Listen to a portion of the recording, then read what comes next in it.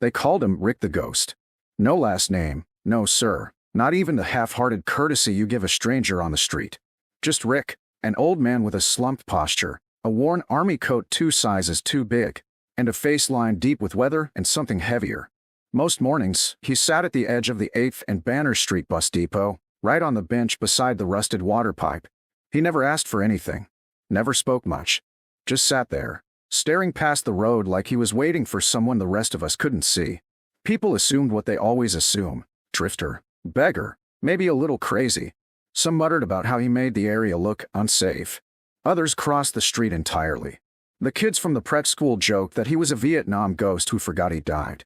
But I remember the first time I really saw him, truly saw him, and it wasn't just the way he folded his coat each morning with precise, near-military care. It was the way he paused when the flag was raised across the courthouse lawn. The way he stood, not with pride, but with weight, like the air around him held something sacred. And before I go any further, let me just say this. If you believe no veteran deserves to be forgotten, mocked, or erased simply because they no longer look the part, then stop right now and hit like and subscribe. Because what happened in our town will shake you, and it deserves to be remembered. It was a Tuesday when it started to unravel. The mayor, one of those polished types with 2 perfect suits and developer buddies, announced a beautification initiative to clean up the depot. The first thing to go? Rick's bench. Said it was encouraging loitering. No one objected. Not one voice.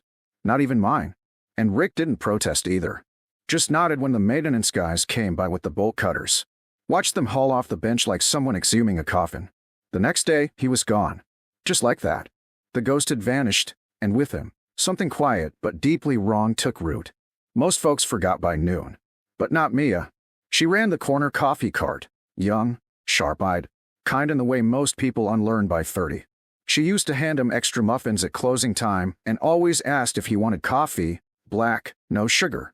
That morning, she stood alone by where the bench had been, clutching one of his paper cups, untouched. He never missed a day, she said, more to herself than anyone. Where'd he go? No one answered. I didn't either. But later that night, I walked past that same spot and saw something half buried in the dirt where the bench bolts had been. A glint. I reached down and pulled up a round medallion, scuffed but unmistakable, a military challenge coin, the kind only handed out for acts of extreme valor. And not just any coin. This one had the seal of the 3rd Infantry Division. There was a name etched faintly on the side. R. Callahan. My breath caught. Rick had a last name. I took it to Mia, and together, we started asking questions.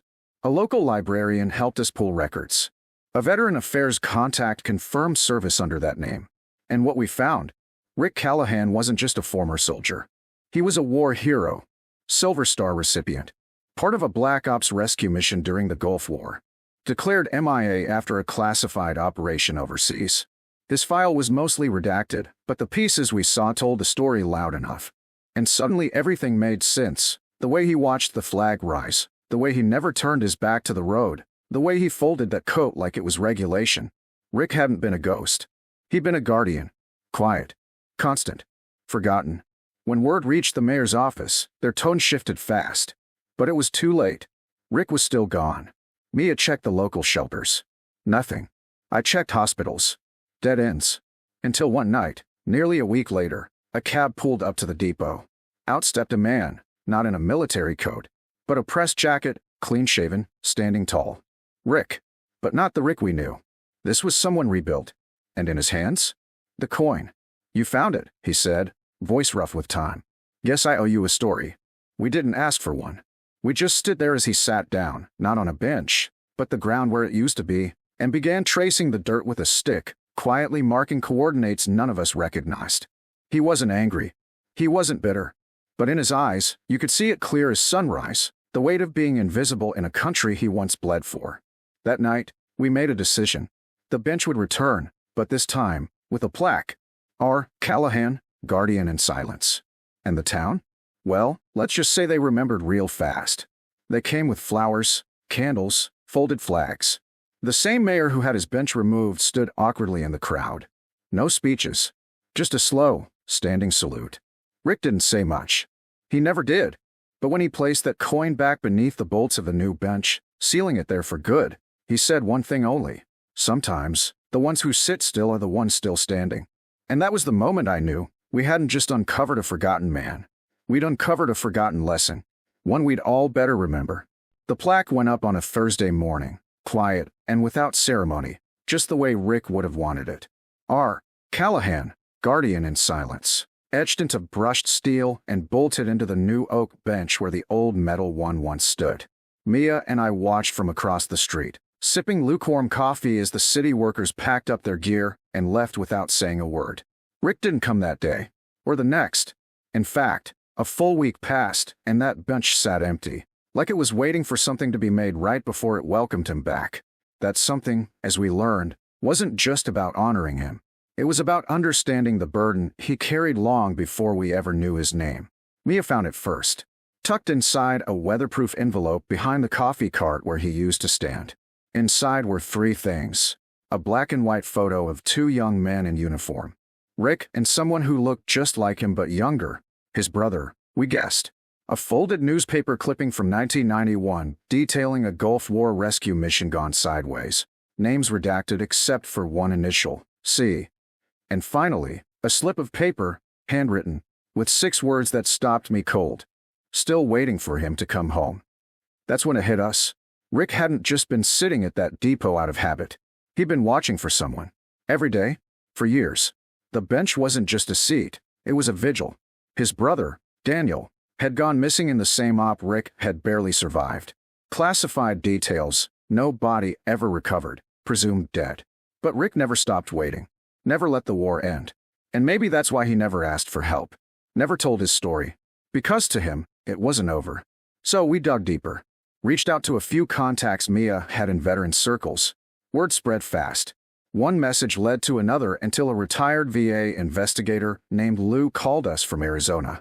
He remembered Rick, said he was one of the sharpest recon men he'd ever known. Walked into hell, Lou told me, and walked back out dragging ghosts behind him. Lou had tried to get Rick to accept disability support years ago, but Rick vanished before paperwork could be filed. That was his pattern, Lou said. Didn't want money. Didn't want medals. Just wanted truth. But truth's a hard thing to hold when your service is buried in redacted files and locked briefings. Still, Lou gave us something that changed everything. A case number. One tied to a DNA match recently confirmed by the Department of Defense. Remains recovered overseas during a construction project in northern Iraq. Matched to one Daniel Callahan. The government had tried to contact next of kin, but Rick didn't have a listed address. No phone. No known family. Just a bench. So the file sat, waiting, just like him. Mia was the one who told him. He showed up the next morning, quiet as ever, settling into his spot like he never left. She didn't say much, just handed him the envelope with the photo, the report, the match confirmation.